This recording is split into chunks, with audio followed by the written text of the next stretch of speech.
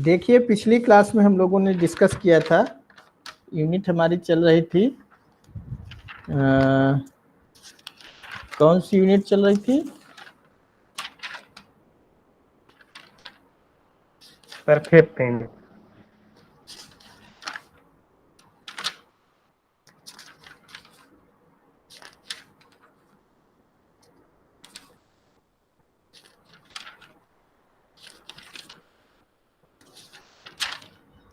Unit 5 चल रही थी, यूनिट 5वीं चल रही थी, है ना। तो इसमें हिंदी का मूल्यांकन, इसमें हम लोगों ने देख लिया है। हिंदी पाठ्य पुस्तक, हिंदी शिक्षक, हिंदी में मूल्यांकन के अंतर्गत चल रहा था। हम लोगों ने पिछली क्लास में मूल्यांकन की प्रविधियां डिस्कस कर लिया था और परीक्षण का अर्थ और उत्तम परीक्षण की विशेषताएं, उत्तम परीक्षण में तकनीकी विशेषताएं और व्यवहारिक विशेषताएं दोनों डिस्कस कर लिया था और अच्छे परीक्षण की कसौटियां भी डिस्कस कर लिया था। आज जो हम लोगों को डिस्कस करना है, परीक्षण के प्रकार। आवाज आ रही है सभी विद्यार्थियों को? जी सर। Yes sir. परीक्षण के प्रकार आज पढ़ने हैं। परीक्षण कितने प्रकार का होता है, ठीक है बेटा। तो परीक्षण के प्रमुख प्रकार हैं मुख्य रूप से। नंबर 1 बुद्धि परीक्षण, नंबर 2 रुचि परीक्षण, नंबर 3 अभिक्षमता परीक्षण, नंबर 4 अभिवृत्ति परीक्षण, नंबर 5 यानी 5वां आपका व्यक्तित्व परीक्षण है और लास्ट है उपलब्धि परीक्षण। लास्ट क्या है? उपलब्धि परीक्षण।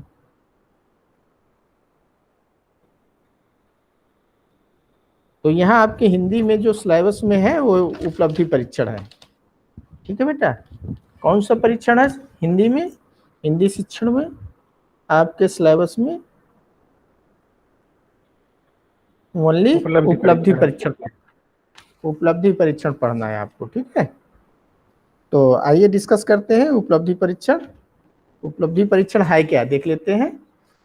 छात्र विद्यालय में विभिन्न कक्षाओं में सत्र पर्यांत यानी सत्र के अंत में विभिन्न विषय, सत्र पर्यांत का मतलब सत्र के अंत में नहीं है, बल्कि सत्र पर्यांत का तात्पर्य है जो सत्र के दौरान, ठीक है, विभिन्न विषयों का अध्ययन करके ज्ञानार्जन करते हैं, परंतु सभी छात्रों की ज्ञानार्जन की क्षमता समान नहीं होती है।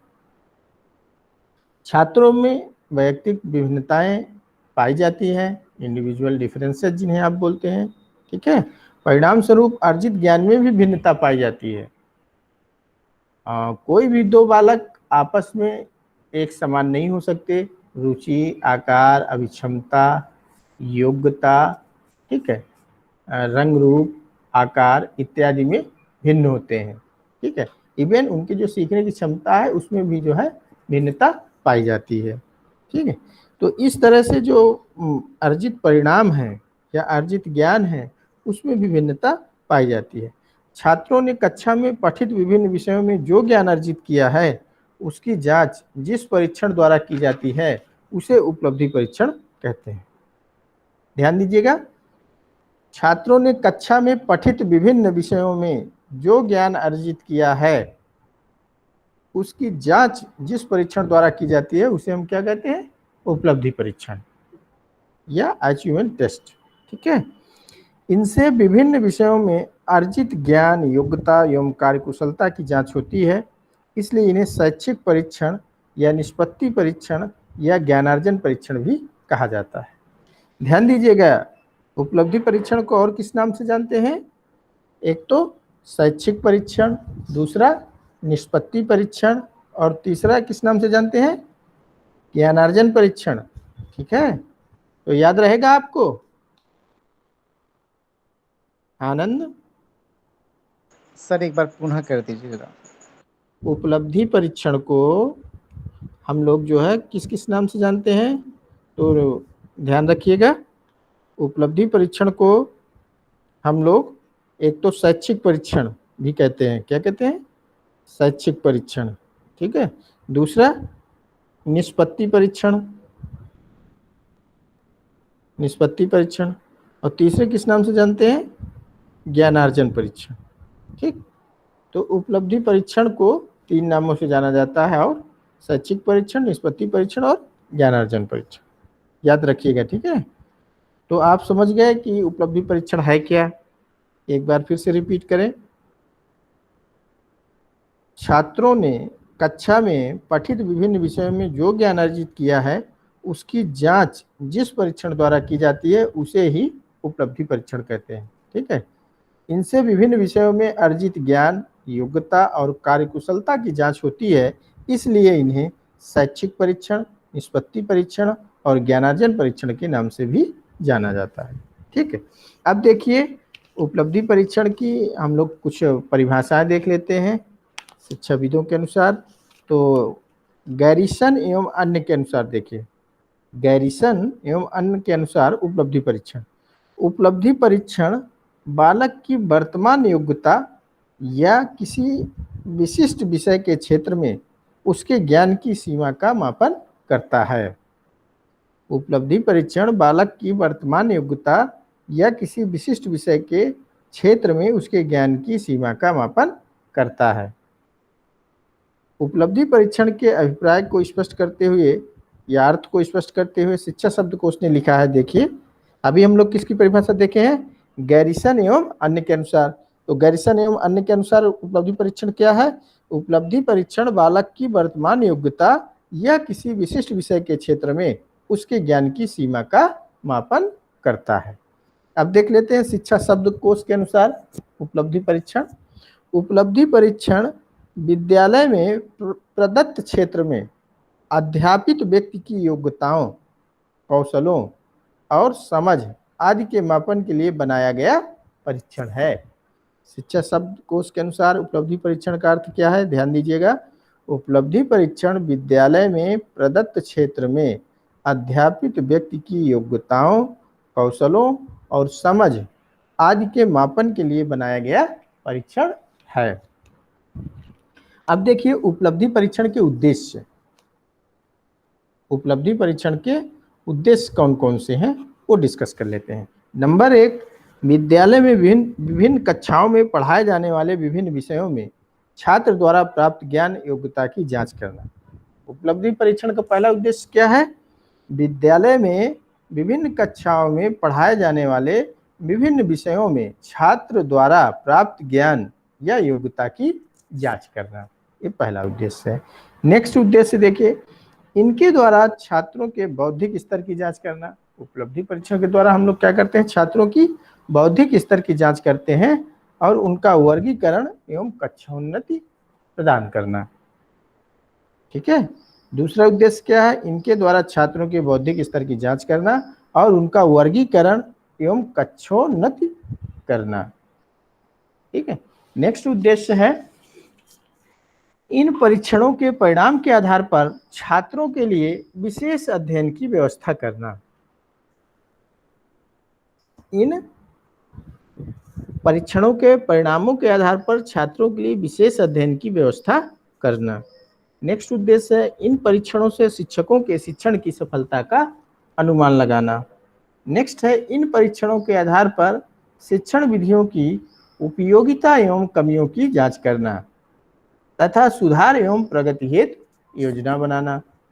नेक्स्ट उद्देश्य है छात्र के भविष्य हेतु प्रभावपूर्ण परामर्श देने के लिए आधार तैयार करना। तो ये थे उपलब्धि परीक्षण के उद्देश्य। अब नेक्स्ट देखिए उपलब्धि परीक्षण की उपयोगिता क्या है। उपलब्धि परीक्षण की उपयोगिता क्या है, तो उपयोगिता में देखते हैं, पहला है इनसे छात्रों के ज्ञान की जांच समुचित ढंग से की जा सकती है। जो उपलब्धि परीक्षण की उपयोगिता है उससे छात्रों के ज्ञान की जांच समुचित ढंग से की जा सकती है। नेक्स्ट उपयोगिता है इनके परिणामों के आधार पर छात्रों का वर्गीकरण एवं कक्षोन्नति की जा सकती है। नेक्स्ट उपयोगिता है उपलब्धि परीक्षण के द्वारा छात्रों की विषय से संबंधित कठिनाइयों को दूर किया जा सकता है। नेक्स्ट है इनके परिणामों के आधार पर शिक्षक अपने शिक्षण की सफलता मूल्यांकन करके अपने शिक्षण में सुधार कर सकता है। नेक्स्ट उपयोगिता है इनके परिणामों को देखकर छात्रों को अपने अध्ययन में और प्रगति करने की प्रेरणा मिलती है। नेक्स्ट और लास्ट उपयोगिता है, उपलब्धि परीक्षण के परिणामों के आधार पर शिक्षक छात्र की क्षमताओं के अनुरूप भविष्य के लिए निर्देशन दे सकता है। ध्यान दीजिएगा, उपलब्धि परीक्षण के परिणामों के आधार पर जो शिक्षक है वो छात्र की क्षमताओं के अनुरूप भविष्य के लिए निर्देशन यानी गाइडेंस प्रदान कर सकता है। ठीक, तो ये उपलब्धि परीक्षण की उपयोगिता थी। अब नेक्स्ट देख लेते हैं उपलब्धि परीक्षण कितने प्रकार का होता है, यानी उपलब्धि परीक्षण के प्रकार। तो उपलब्धि परीक्षण मुख्य रूप से 2 प्रकार का होता है। पहला है प्रमापीकृत परीक्षण, पहला क्या है प्रमापीकृत परीक्षण, और दूसरा है शिक्षक निर्मित परीक्षण। ये प्रमापीकृत परीक्षण क्या होता है, कोई बताएगा? उद्धारक,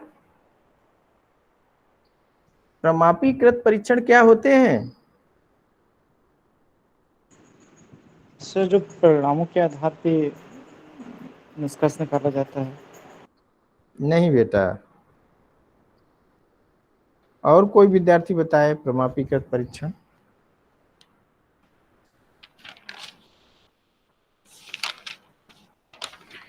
किसी को जानकारी है?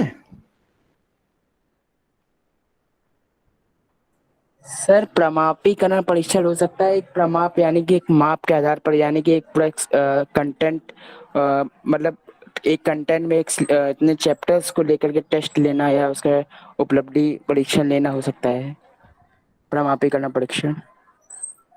चलिए देखिए, अभी जो हम लोग बात कर रहे थे उपलब्धि परीक्षण के पहले मैंने बहुत सारे परीक्षणों के नाम लिए हैं।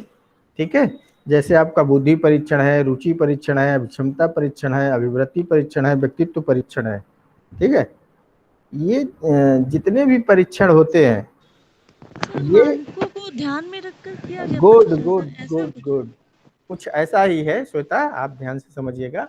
स्टैंडर्डाइज्ड टूल होते हैं जो आपके, जो एक मानकों के हिसाब से निर्मित किए जाते हैं, जो मनोवैज्ञानिकों के द्वारा जो है तैयार किए जाते हैं। ठीक है, उन्हें हम क्या कहते हैं? मानकीकृत परीक्षण कहते हैं। आनंद, जी सर, जो थोड़े कुछ स्टैंडर्डाइज्ड टूल होते हैं जो। जी ठीक है, स्टैंडर्डाइज को सर हिंदी में उच्च वो कहेंगे ना, उच्च हिंदी में सर स्टैंडर्डाइज को क्या कहेंगे? प्रमापीकृत ही तो कहेंगे, हिंदी ही तो बता अच्छा। रहे थे। प्रमापीकृत परीक्षण, अंग्रेजी हो गई स्टैंडर्डाइज्ड टूल, है ना?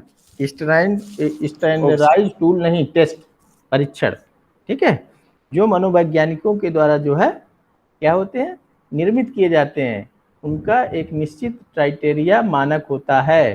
ठीक है, जैसे अभी मैंने बताया ना, जैसे आपका बुद्धि परीक्षण है, रुचि परीक्षण है, अभिक्षमता परीक्षण है, इस तरह के परीक्षण ये स्टैंडर्डाइज्ड टेस्ट के अंतर्गत आते हैं। ठीक है, अब नेक्स्ट जो दूसरा परीक्षण का प्रकार है आपका, वो शिक्षक निर्मित परीक्षण है। क्या? शिक्षक निर्मित परीक्षण। अब देखिए, ये शिक्षक निर्मित परीक्षण क्या होते हैं? ये परीक्षण शिक्षक द्वारा अपनी कक्षा के लिए तैयार किए जाते हैं। एक ही विषय पर 2 शिक्षकों द्वारा निर्मित परीक्षणों के स्तर में अंतर आ जाता है, जिनका उपयोग करके छात्रों के ज्ञान का समुचित मूल्यांकन संभव नहीं है। अतः शिक्षक निर्मित में बहुधा विश्वसनीयता कम मिलती है। ये परीक्षण भी 2 प्रकार के होते हैं। हालांकि जो शिक्षक निर्मित परीक्षण है वो बहुत ज्यादा रिलायबल नहीं होते हैं। रिलायबल समझ रहे हैं ना, विश्वसनीय। अभी इसके पहले बताया था ना हमने आपको, वैलिडिटी और रिलायबिलिटी, याद है? वैलिडिटी क्या है और रिलायबिलिटी क्या है? एक बार मैं रिपीट कर दूं, ध्यान दीजिएगा। वैलिडिटी हम उसे कहते हैं, या वैधता, परीक्षण की वैधता वो होती है जिसके लिए जो परीक्षण बनाया गया है, अगर उस परीक्षण से हम उसी वस्तु या उसी जिसके लिए बनाया गया है उसी वस्तु का क्या करते हैं, परीक्षण करते हैं, तब तो वो क्या होगा, वैलिड होगा। जैसे फॉर एग्जांपल बुद्धि परीक्षण बनाया गया है बुद्धि मापने के लिए, तो अगर आप बुद्धि परीक्षण से बुद्धि मापेंगे तब तो वैलिड होगा। अगर आप बुद्धि परीक्षण के द्वारा व्यक्तित्व मापने लगे या कोई रुचि परीक्षण मापने लगे, रुचि मापने लगे बच्चों की, तो वो वैलिड नहीं होगा। तो आपको एक ही ध्यान रखनी है बात वैधता के लिए, कि परीक्षण तभी वैध होगा जिसके लिए वो परीक्षण बना है उससे वही चीज मापी जाए, तब तो वो वैलिड होगा। अच्छा, विश्वसनीयता क्या है? विश्वसनीयता या रिलायबिलिटी हम उसे कहते हैं कि जिसके द्वारा, जिस परीक्षण के द्वारा, ठीक है, समान परिस्थितियों में, ठीक है, जो भी छात्रों के अंक या कोटि प्राप्त हो उसमें एक रूपता बनी रहे, चाहे वो परीक्षण उन छात्रों को उसी परिस्थिति में कितनी बार भी दिया जाए, 1 बार, 2 बार, 3 बार, 4 बार, लेकिन जो परिणाम आए वो सेम रहे, उनमें कोई परिवर्तन ना हो, तभी हम कहेंगे कि ये रिलायबल है, ये विश्वसनीय है। तो जो प्रमापीकृत परीक्षण है वो तो वैलिड और रिलायबल दोनों होते हैं ना, वैधता और विश्वसनीयता उनमें दोनों होती है, क्योंकि वो स्टैंडर्डाइज टूल है, ठीक है, एक प्रॉपर मानक को ध्यान में रखकर बनाए जाते हैं। लेकिन जो शिक्षक निर्मित परीक्षण है, ध्यान दीजिएगा, शिक्षक निर्मित परीक्षणों में ज्यादातर जो विश्वसनीयता है, रिलायबिलिटी है, वो कम मिलती है। कैसे? एक ही टीचर उसी प्रश्न पत्र को, ठीक है, बनाता है और उसी प्रश्न पत्र को दूसरे टीचर से आप बनवाते हैं, ठीक है, तो दोनों में जो है क्या, जो विश्वसनीयता है, जरूरी नहीं है कि समान अंक आए विद्यार्थियों के, ठीक है, तो अंतर हो सकता है, इसलिए ये रिलायबल नहीं है।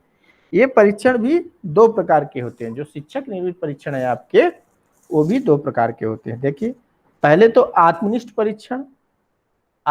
परीक्षण और दूसरे वस्तुनिष्ठ परीक्षण। तो अब समझ लेते हैं कि आत्मनिष्ठ परीक्षण क्या है। हिंदी में शिक्षकों द्वारा निर्मित आत्मनिष्ठ परीक्षणों का प्रयोग अतीत काल से होता आ रहा है। इसमें शिक्षक स्वयं अपनी कक्षा के लिए परीक्षण तैयार करता है और अपनी इच्छा के अनुसार ही अंकन करता है। ध्यान रखिएगा, जो अध्यापक है आपका, वो स्वयं अपनी कक्षा के लिए परीक्षण तैयार करता है और अपनी इच्छा के अनुसार ही अंकन करता है, यानी नंबर देता है, ठीक है, तो उसे हम क्या कहते हैं? आत्मनिष्ठ परीक्षण। अब देखिए, शिक्षा शब्दकोश के अनुसार आत्मनिष्ठ परीक्षण क्या है, देख लीजिए। आत्मनिष्ठ परीक्षण निबंध परीक्षण के प्रकार का परीक्षण है। जो निबंधात्मक प्रश्न होते हैं उसी टाइप का जो है निबंधात्मक परीक्षण है, जो प्रत्येक उत्तर के मूल्य का अंकन करने वाले के व्यक्तिगत निर्णय के आधार पर अंकन करता है। जैसे जो निबंधात्मक प्रश्न होते हैं उसको एक टीचर से आप चेक कराइए और आप दूसरे टीचर से चेक करवाएंगे तो दोनों के नंबरों में क्या होगा? अंतर आ जाएगा। ऐसा क्यों होता है? क्योंकि वो प्रश्न ही क्या है? आत्मनिष्ठ है और टीचर जो है अपने हिसाब से उसमें मूल्यों का जो अंकन है, मूल्य का अंकन, उत्तर के मूल्य का अंकन करता है, व्यक्तिगत निर्णय के आधार पर अंकन करता है। इसलिए जो है ये विश्वसनीय नहीं है। अलग अलग जो है इसके जो है क्या अंक या परिणाम आते हैं। अब देखिए, ये आपका जो आत्मनिष्ठ परीक्षण है ये 2 प्रकार का होता है, एक तो मौखिक परीक्षण और दूसरा लिखित परीक्षण। तो देख लेते हैं मौखिक परीक्षण क्या है। प्राचीन काल में शिक्षण पद्धतियां प्रायः मौखिक थी, परीक्षण भी मौखिक हुआ करते थे, परंतु सभ्यता के विकास के साथ साथ लिखित परीक्षाओं का प्रचलन प्रारंभ हुआ, जिसकी सफलता ने मौखिक परीक्षाओं के महत्व को कम कर दिया। इस परीक्षण में मौखिक प्रश्नों के माध्यम से छात्रों के ज्ञान, पढ़ने की योग्यता, वर्तनी एवं उच्चारण शुद्धता, मौखिक आत्म प्रकाशन की क्षमता आदि की जांच करते हैं।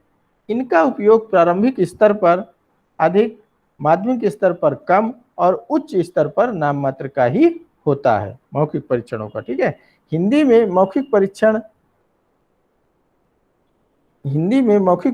निम्नलिखित बातों के लिए जानकारी के लिए प्रयुक्त हो सकते हैं, जैसे शब्दार्थ, उच्चारण, अक्षर विन्यास, वाचन में कुशलता, मौखिक अभिव्यक्ति, व्याकरण संबंधी जानकारी के लिए। ठीक है, अब देखिए मौखिक परीक्षण के गुण क्या होते हैं। हिंदी में ये परीक्षण शुद्ध वर्तनी एवं उच्चारण की शिक्षा हेतु उपयोगी है। नेक्स्ट गुण है मौखिक आत्म प्रकाशन की क्षमता प्रदान करने में सक्षम है, दूसरे के विचारों को सुनकर समझने की योग्यता प्रदान करते हैं, समान ध्वनि वाले शब्दों में विभेद करने की क्षमता उत्पन्न करते हैं। नेक्स्ट है छंद, अलंकार, संधि, समास और कविताओं के कंठस्थीकरण में भी सहायक होते हैं। अब मौखिक परीक्षण के दोष देखिए क्या है। मौखिक परीक्षण के दोष, ये परीक्षण रटने पर बल देते हैं, पहला दोष। नेक्स्ट, ये परीक्षण छात्रों के अंक प्रदान नहीं करते हैं। ठीक है, इस संदर्भ में राइट स्टोन ने लिखा है कि मौखिक परीक्षण कितने ही अच्छे क्यों ना हों, पर छात्रों को अंक प्रदान करने में ये एक निम्न आधार है। इसका महत्व केवल निदानात्मक साधन के रूप में और उन परिस्थितियों के रूप में है जिनमें लिखित परीक्षणों का उपयोग नहीं किया जा सकता। ठीक, मौखिक परीक्षण वहीं पर आयोजित करने चाहिए जहां पर लिखित परीक्षा आयोजित नहीं की जा सकती है। ठीक है, दूसरा जो परीक्षण है आपका वो लिखित परीक्षण है। कौन सा परीक्षण है? लिखित परीक्षण है। अब देख लेते हैं लिखित परीक्षण क्या होते हैं। वर्तमान समय में हिंदी में लिखित परीक्षणों का प्रयोग प्राथमिक स्तर, माध्यमिक स्तर, उच्च, तीनों ही स्तरों पर सफलतापूर्वक हो रहा है। लिखित परीक्षण छात्रों की ज्ञान उपलब्धि, किसी समस्या की आलोचनात्मक व्याख्या, विषय वस्तु को संगठित करने की योग्यता तथा भाव प्रकाशन की क्षमता की जांच करते हैं। इनमें मुख्य रूप से निम्नलिखित परीक्षण प्रयुक्त होते हैं। लिखित परीक्षण में एक तो पहला है निबंधात्मक परीक्षण और दूसरा वस्तुनिष्ठ परीक्षण। ध्यान दीजिएगा। तो निबंधात्मक परीक्षण किसे कहते हैं देख लेते हैं। हिंदी की परीक्षा में सदियों से निबंधात्मक परीक्षणों का उपयोग होता आया है। कतिपय दोष होते हुए भी निबंधात्मक परीक्षण अपने गुणों की प्रचुरता के कारण वर्तमान शिक्षा प्रणाली में भी अपना अस्तित्व बनाए हुए हैं। इन परीक्षणों से छात्रों के तार्किक विवेचन, समालोचना एवं स्पष्टीकरण आदि का मूल्यांकन होता है। निबंधात्मक प्रश्न हम क्यों रखते हैं? निबंधात्मक जो प्रश्न रखते हैं वो इसलिए रखते हैं कि छात्रों की तात्विक विवेचना और समालोचना एवं उनके स्पष्टीकरण आदि को मूल्यांकित करने के लिए। ठीक है, इस संदर्भ में सिम्स महोदय ने लिखा है कि निबंधात्मक परीक्षण एक समस्या मूलक स्थिति के सापेक्षिक रूप से स्वतंत्र एवं विस्तृत प्रत्युत्तर है जो छात्र के मानसिक अनुभवों की संरचना, गतियों एवं कार्य प्रणाली के संबंध में सूचना प्रदान करता है। ठीक, अब देखिए निबंधात्मक परीक्षण के प्रकार देख लीजिए। निबंधात्मक परीक्षण भी दो प्रकार का होता है, एक तो दीर्घ उत्तरीय परीक्षण और दूसरा लघु उत्तरीय परीक्षण। अब देख लेते हैं दीर्घ उत्तरीय परीक्षण। दीर्घ उत्तरीय परीक्षण जैसा कि नाम से ही स्पष्ट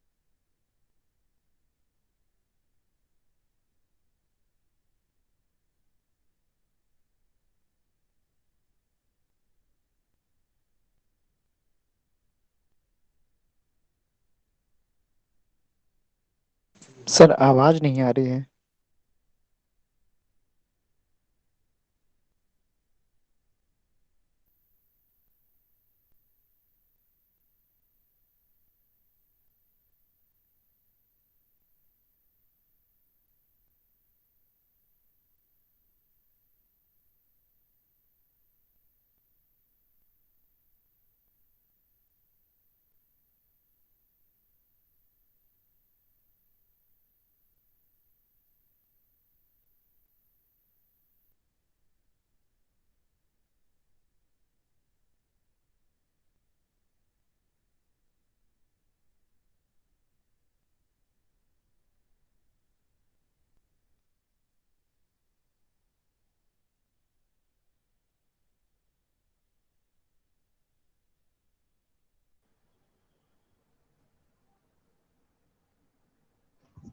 आवाज आ रही है?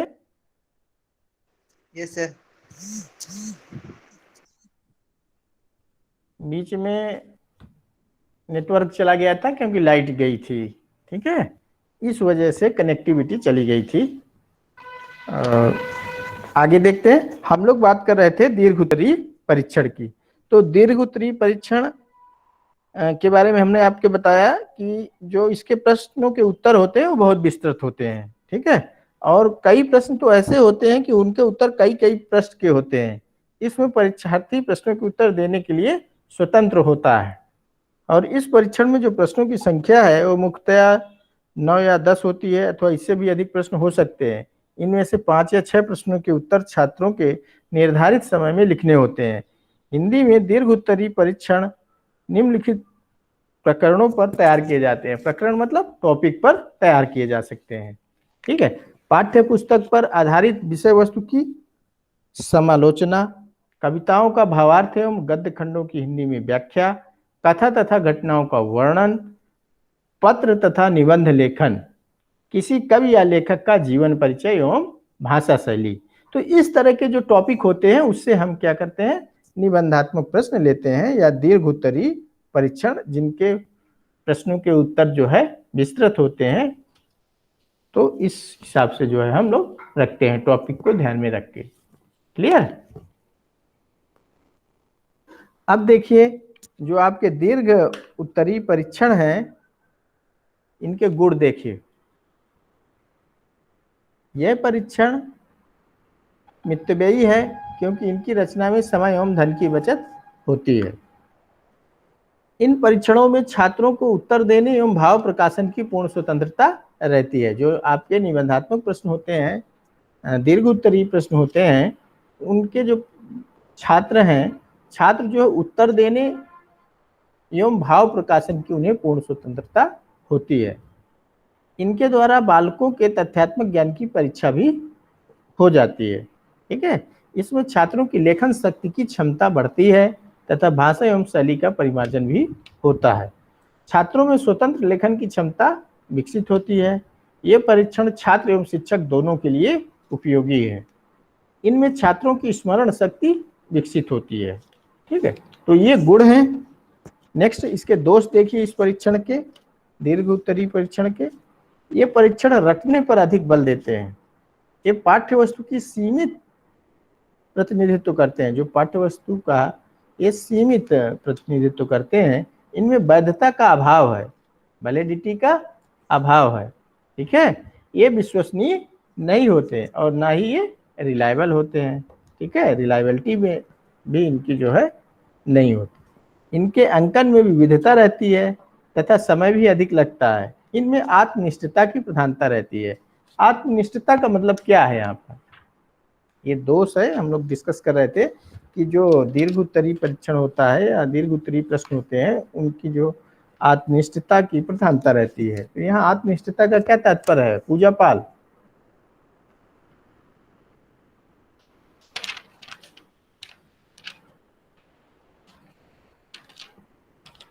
आवाज आ रही है? यस सर, आ रही है आवाज। बताइए।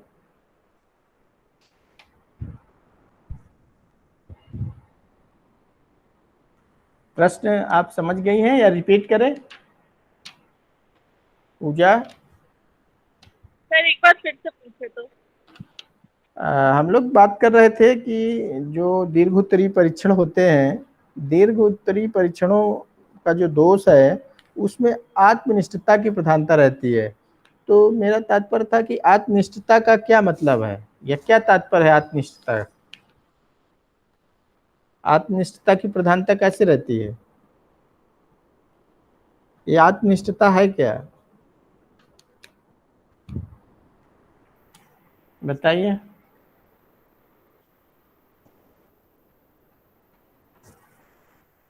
सर आत्मनिष्ठा का मतलब होता है कि अपने विचारों को, अपने दृष्टिकोणों और अपने सोच को प्रदर्शित करना। हम जो निबंधात्मक प्रश्न होते हैं तो उस विषय पर हमारी सोच क्या है, हमारे पॉइंट ऑफ व्यू क्या है, हम उस विषय पर अपनी पर्सनल क्या सोच रखते हैं उसको व्यक्त करते हैं। इसलिए इसको कहा जाता है कि आत्मनिष्ठा की प्रधानता, यानी कि हम अपने विचारों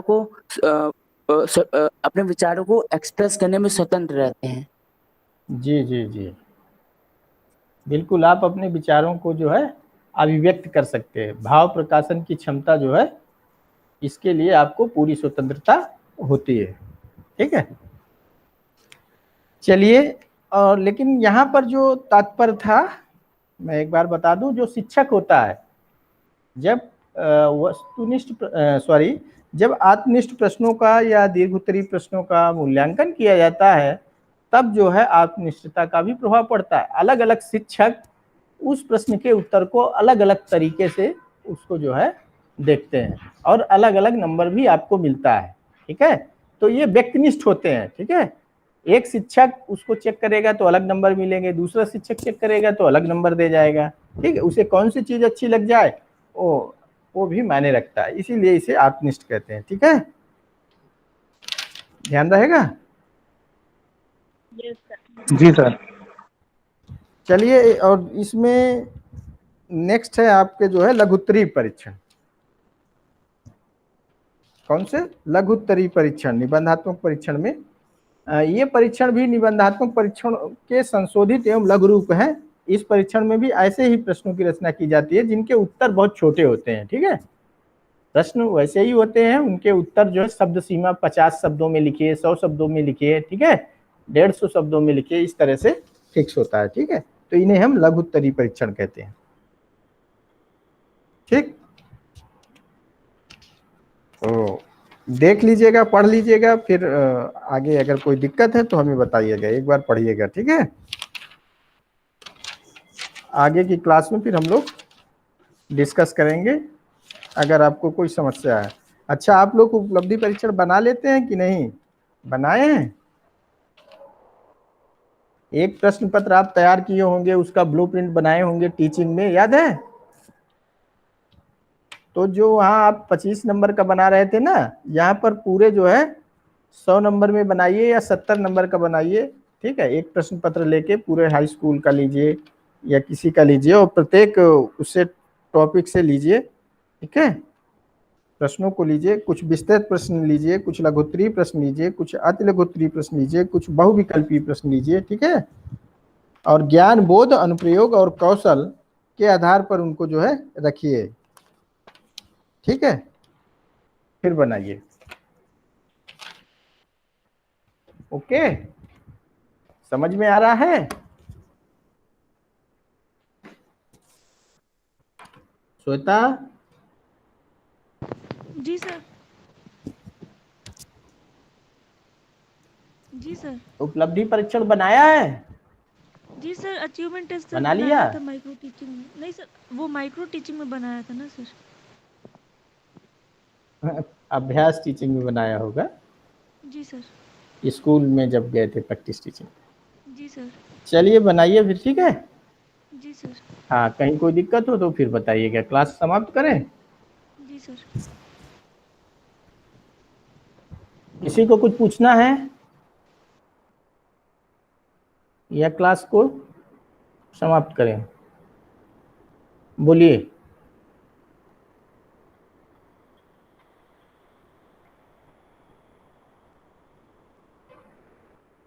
बोलिए जल्दी। नहीं सर। नहीं sir, all thank you, clear sir. धन्यवाद सर। ओके ओके, ठीक है, फिर क्लास समाप्त करते हैं बेटा। नमस्ते सर। Thank you sir. नमस्ते। नमस्ते, जाइए आप लोग। नमस्ते सर। नमस्ते।